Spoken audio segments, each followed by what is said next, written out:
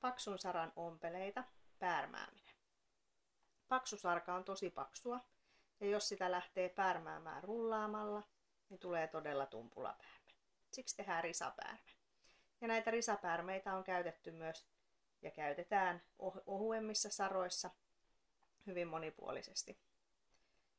Eli taitetaan kankaan reuna yhden kerran ja asetetaan siihen villalanka päälle. Voi olla 1 tai 2 villalankaa ja värilläkään ei ole kauheasti väliä.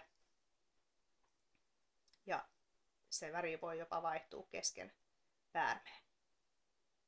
Kaikenlaisia jämiä voi käyttää. Ommellaan pellavalangalla. Minulla on tässä Pella 50 nypläyslankaa, puolivalkastua. Pokkessin langoista käy esimerkiksi 35/2.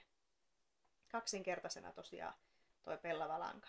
Sitten otetaan reilu koukkaus tuolta kankaasta ja myös aika reilusti tästä päärmeestä pisto ja kiristetään napakasti.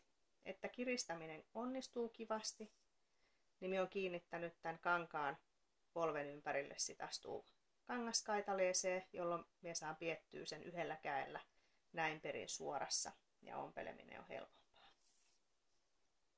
Tämän villalangan taika on se, että nyt ommellessa tämä pellava lanka ei uppoa tuohon käännettyyn reunaan, risareunaan, eikä riko sitä reunaa, eikä saa sitä liestymään.